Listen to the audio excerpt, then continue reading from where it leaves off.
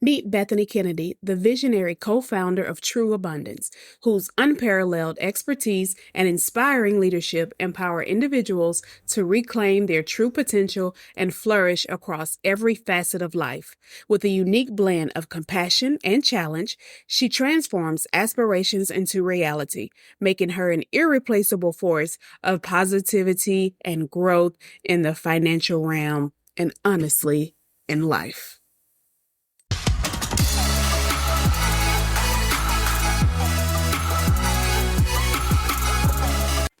Welcome to She Leads Boldly, the podcast for faith-driven women navigating high-stakes leadership without compromising what matters most. I am Sharika Sanders, your host, mentor, and kingdom business leader. Here, we embrace bold leadership rooted in purpose, not pressure. This space is for the woman who refuses to choose between faith and ambition, family and fulfillment, impact and rest. Each week, you'll hear powerful conversations, practical strategies, and spirit-led wisdom to help you advocate for yourself, lead with integrity, and rise without burnout. If you're ready to lead boldly, live faithfully, and never settle for less than what God has promised, you're in the right place. So thank you so much for being here and enlightening us with your presence and your wisdom today. Bethany, please give us, well, first, just thank you for being here. And let me at least let you respond to that. Well, thank you for having me. I love being with you, and it's always an honor to accept an invitation from you. I always enjoy our conversation. So looking forward, looking forward to this one as well. So you made a comment that your soul always tells you the truth and to follow your intuition. Can you please tell us more about that and how doing so has caused you to lead boldly? Yes, that's the truth of it. Having the safety net of knowing that my soul does not lie to me, I can boldly lead. What's funny is I didn't realize I was leading until I looked behind me and all these people are like, what do we do? And I'm like, you seem like you know where you're going. You seem like you're having fun. And that's why people would follow me. And I thought it was very interesting as I was getting feedback. So I guess I've always been a leader. I remember in college, my husband is a natural leader. I mean, he's 6'2", tall, dark, and handsome. He's the obvious leader, right? And we were on a drama team together, and the leader of the team said that he looked to, so my husband and I weren't even dating at the time.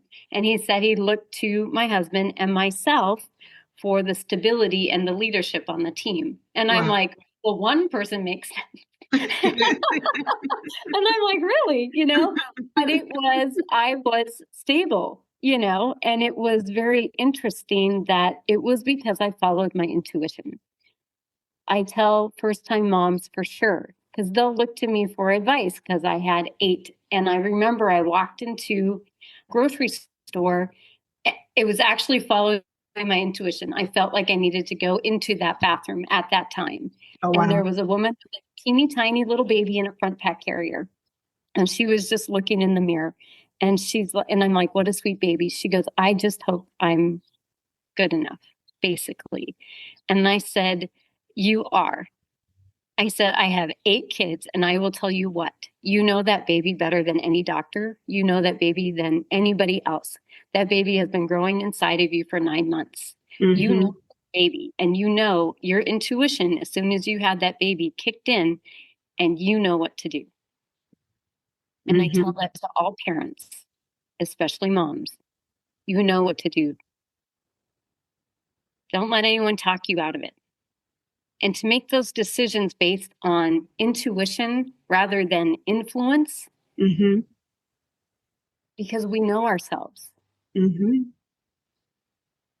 Mm-hmm. And when you have all the information, you can make that informed decision.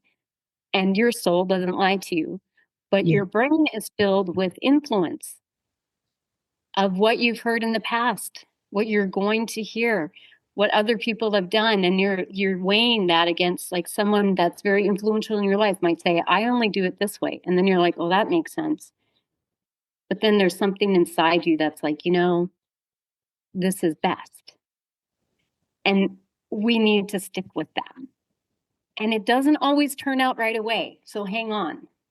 Because it looks like, people say that. They're like, I did what I wanted to do, and then I lost my income, or I did what I wanted, and then this happened. So now I'm freaking out. It's like, hang on, Mm-hmm. Mm-hmm. Mm-hmm. because God has a way, you have to go through a little something. Just because Yes. it's the right decision doesn't mean it's going to be easy right after. I love that. And you know what? It's it's something so simple, but something we definitely all need to hear about trusting our intuition.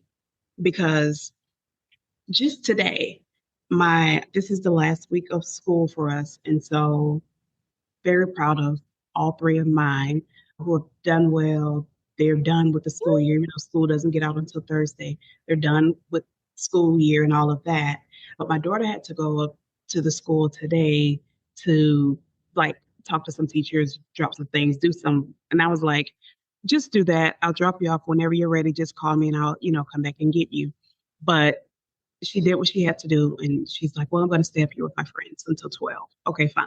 So because it's the last week, I know that school gets out at 12, and the school is very close to our house, 10 minutes away. So about 11:30, I was about to get up and go to get her. And I'm like, well, why are you going now? School doesn't get out until 12. You can leave at 11:45 and still get there in enough time and blah, blah, blah. So 11:45, I get up to leave, and she calls me and she's like, we're already done. We need to be off the campus, off the school grounds by 12. And I was like, now, if I had trusted that thought that earlier that said, go ahead and go now at 11:30 instead of questioning it, we wouldn't be having this call right now because I would have already been there.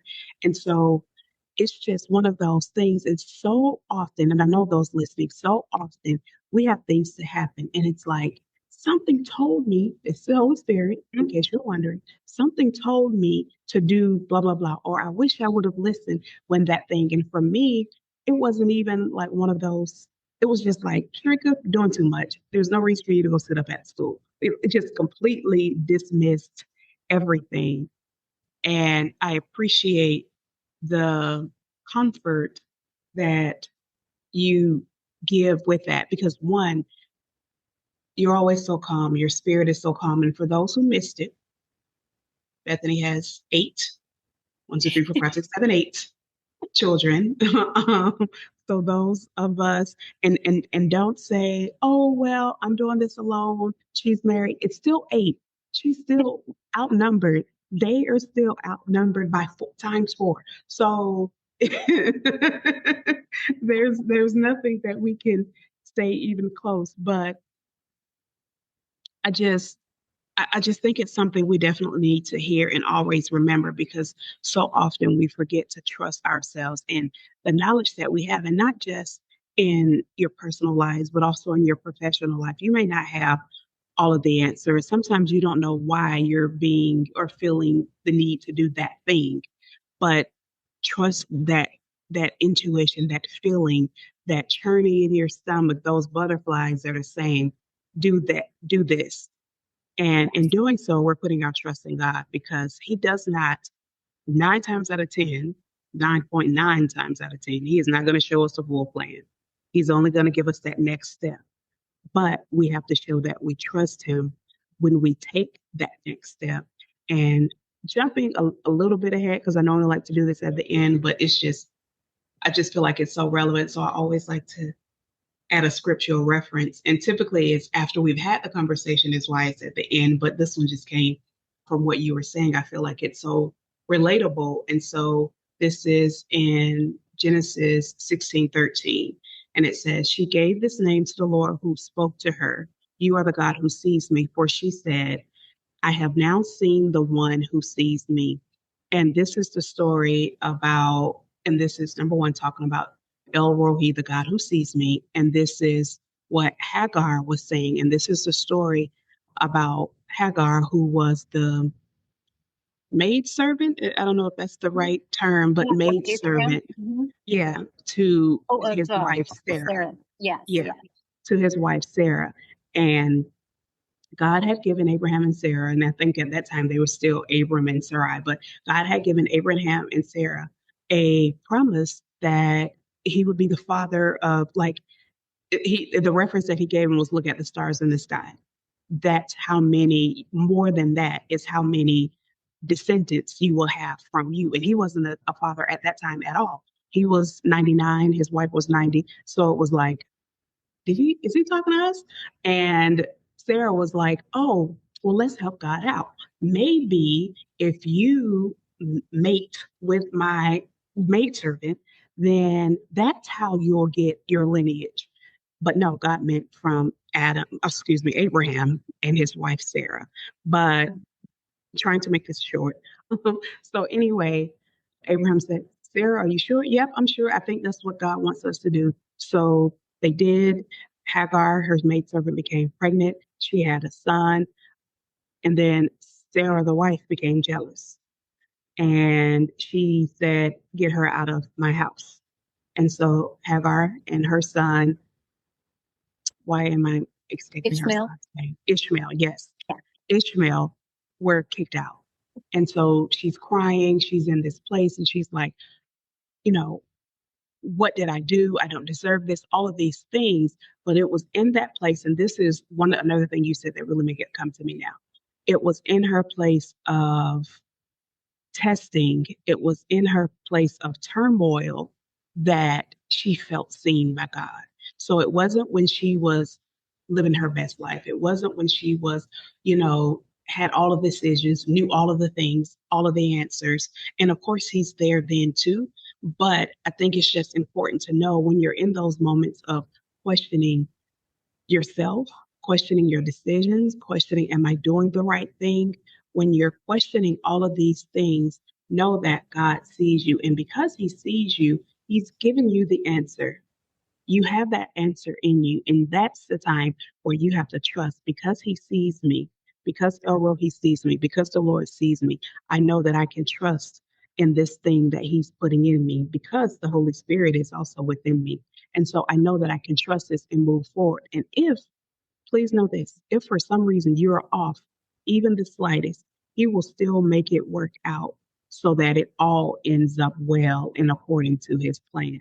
So I love the example that you gave. And I mean, I'm looking at you, our episode, it's audio, but I hope that they can hear because I feel like you even talk with a calmness and just this calmness that you have and I feel like it's because you know who to put your trust in and that he'll direct you and guide you. And so you can trust yourself. And that doesn't mean that you're going to always be right 100% of the time and make all of the perfect decisions 100% of the time, because there are times that we allow our own fleshly needs and desires and pride and all of those things to come in. But just knowing that if you put your trust in him, this is what I hear you saying. If you put your trust in him, then you can trust that intuition because he's speaking through you.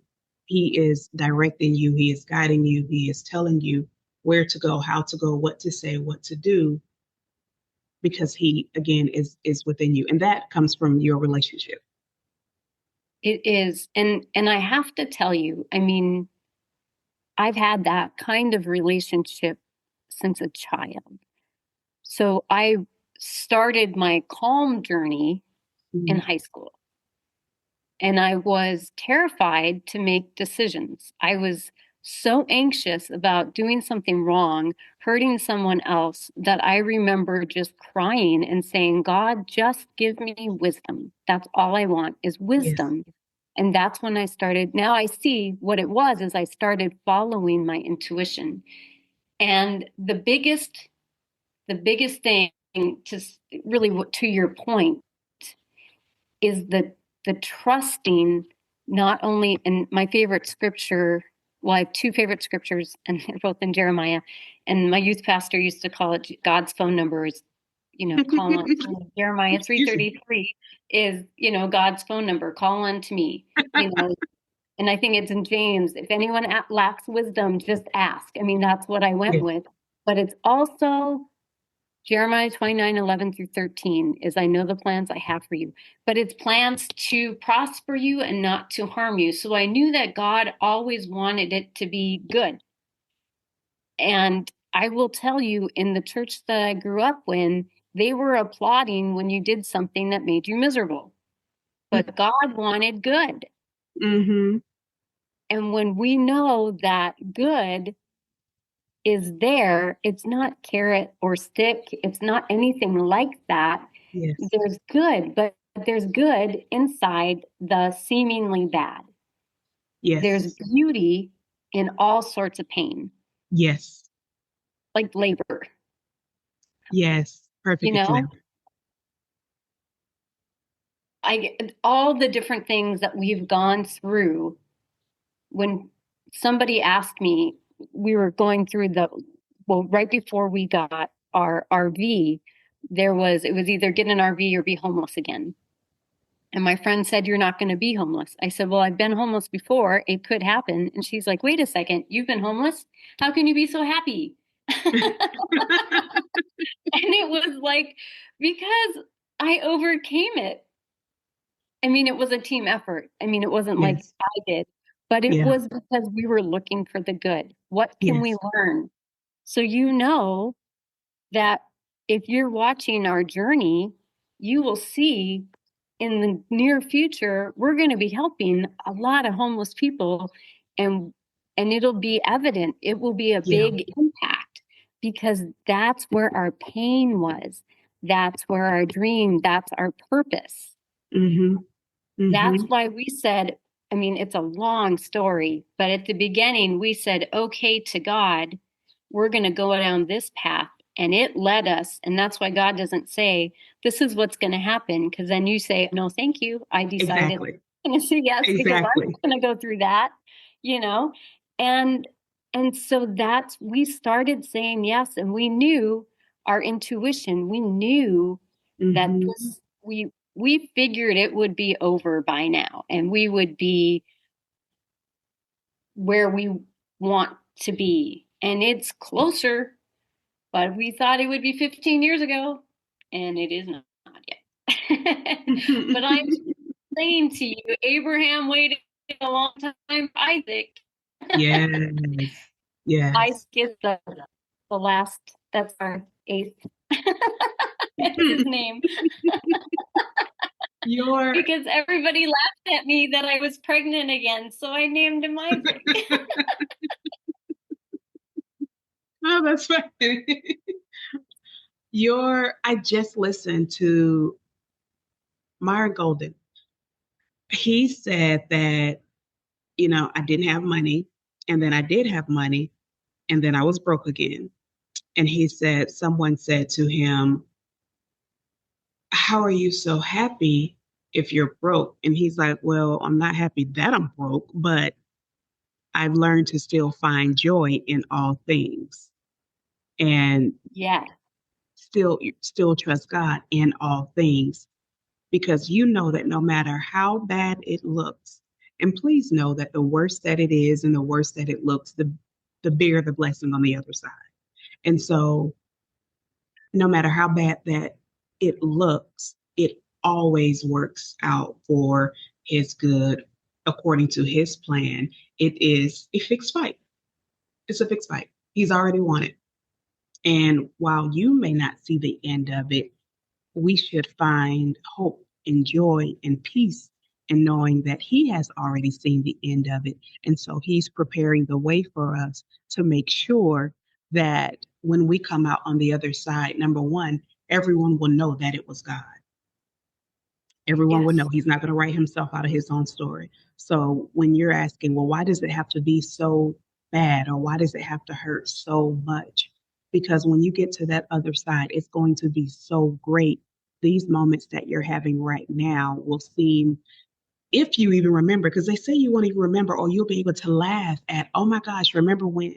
And so knowing that's what you should have your hope in, knowing that God has you, not hope in whatever that thing is, but having your hope in Right. God, knowing that He has Yeah. made a way for me and He has me covered. Yeah. And I mean, if there's an example to follow, I definitely know that you are that, because you always have so much joy and peace. And we have people who go through, and not judging, because what may be big for me may not be big for somebody else, and vice versa.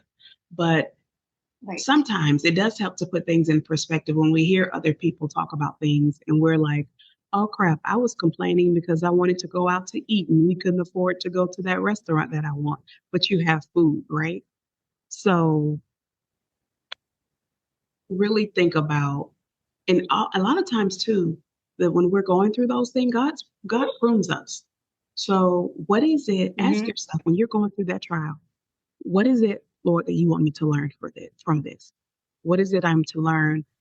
How is it that you want me to grow? What is it you're trying to fix in me, correct Mm-hmm. in me? Because He's not going to take mess into the promised land. And so Right. it's going to have to do some pruning. He's going to have to make sure you learn how to forgive, how to speak kindly, how to let go of pride and not be perfect by any means. We'll never be that. But there are things that we can do, that we can work on to make sure that we are putting ourselves in the right position, because we want to keep it when we get there. And so He's prepared us. That place is already prepared for us. But He does have to do work within us.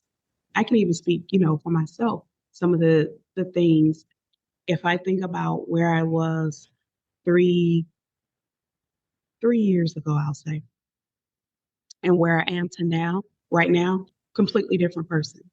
And you have some who will say, no, you weren't all, I had my ways. Pride was a big one. And looking at where I am now, if I had continued on the path that I was at that time, I know that pride would have increased. Selfishness, I could definitely see all of those things happening. And so a lot of that had to be stripped from me in order to get me in a place where I could serve His people, because He's not going to have me serving His people and I'm a mess. And I'm a work in progress, always will be.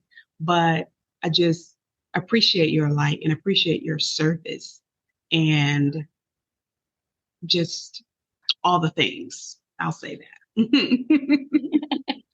Well, thank you. And I appreciate you as well. And I just have to speak to that perfection that we're always striving for. And it's not like we won't get there. We have to define that. Like a perfection to me is different than perfection to you. And letting go of there is a perfect was helpful to me, because I realized that I was setting up an expectation for myself Yep. that I would never hold anybody else to. I mean, it was contradictory. There was no way. I mean, it was like, and I'm a very positive person. And so when I started really looking at it honestly, I was going over it with my husband, and he's like, this is impossible. These are impossible standards. Like, if you hit one of those, that means you fail in this one, then that one. And it was like, there's no way you could hit all of this. You can't even, that would be like impossible. In order to be perfect here means you have to be imperfect here, because you know what I mean? It was just like that. And he was like, and I said, but look at how close I got. If I wouldn't have had that impossible standard, would I do as well as I did? Yeah. And Yeah, he's like, I guess that's one way to look at it. that's the way to put a positive spin on it, I guess.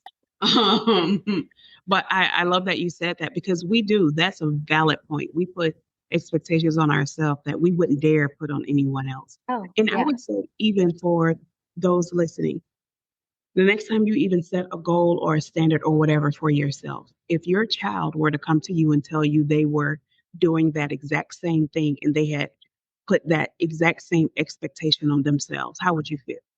Would you tell them to lower it? Would you tell them to give themselves grace? Would you tell them to, make sure they're okay when if it doesn't happen exactly that same way? All of those things that you would think to tell them, tell yourself now, Mhm. Yes. because we do that so often. Sometimes we put the cape on ourselves and then wonder why everyone wants us to be superwoman. Well, because you put on a cape. That's why. Yeah. So take it off. And it doesn't mean that you're not superwoman, but it does mean that your grace comes from someone much higher, much more omnipotent, much more full of much more mercy and grace and Yeah. love and kindness and all of the things. And that's where your help comes from, Yeah. not from within us. It comes from Him. Yeah. Yeah. Yeah, Exactly. I definitely feel you are the epitome of that, an example of that, of what that grace looks Thanks. like. You are welcome. You are welcome. Very much deserved. Absolutely. As the saying, you don't look like what you've been through. And Yeah. when we put Him first, we never do. Even when we're going through, we never do. No, we don't. Yeah. And and then you come out like, oh, yeah, we did that. Like the Mhm. first time I rode a roller coaster, I was too scared. And I'm like, 30 seconds of my life, I'm going to do it. And then I'm like, oh, I could do that again. Absolutely. Absolutely. So close us off with just a few reminders of some great nuggets that you dropped. One, trust your intuition. You can trust it because it didn't come from you. Know that. Two, let's get rid of perfection. Perfection, a lot of times it's fear that we're calling perfection. It's procrastination that we're calling perfection. We don't want to move forward because this doesn't look like that, or we need to do this first. But that's often we're just hiding behind fear and procrastination and all these other things. Let go of perfection. We are not perfect beings. We need to give ourselves grace, the same grace that you would give someone else. Mothers, I like to use the example of your children because we tend to give a lot of grace to them. So give yourself some grace. You do not have all the answers, but nor are you supposed to. But if you trust God and seek Him for who He is and ask for wisdom, not all the things will come, but seek Him for His wisdom and who He is to you and in you, and ask that He shows you how to treat others the way that He would treat them. Not the way they would want to be treated, not the way you would want to be treated, but the way that He would treat them with that kind of love, and see how much more differently you show up for others. So thank you again for your time. She's going to be back, people. But thank you. As always, I appreciate you. I did not know where the conversation was going to go, but I knew that I was going to enjoy it thoroughly, and I have. And so just thank you for being you. Thank you for allowing the God in you to always show up first and foremost. And just, I appreciate you. I adore you. Thanks, Sharika. The feeling is so mutual. I'm so excited that we met. And I just think about like that community of, that we don't know all the answers. And yet And like you said, we don't have to have them, but we also know how to look for the ones that we need. And a lot of them are in other people in our communities. Mm-hmm. Mm-hmm. We are not alone in this. Mm-mm. No, we are not. We absolutely are not. And so, if anything, I would just say to remember the God who sees you, Yes. even when you're in the midst, you're in your turmoil, you're in pain, and you feel like you are all alone. You are not alone. He sees you, He hears you, He is your comforter, and He is there always with love, always with His arms wide open. We just have to surrender and submit. Yeah. And I know I made it sound real easy, but Yeah, just reach out, you know? Yes, absolutely. Prayer works. Prayer Yeah. changes. Yes. So thank you, Bethany. I will make sure for those inquiring, her contact information will be included so that you can know and keep up and learn all the things and reach out and just connect with another amazing individual. Thank you for your time, your space, your grace.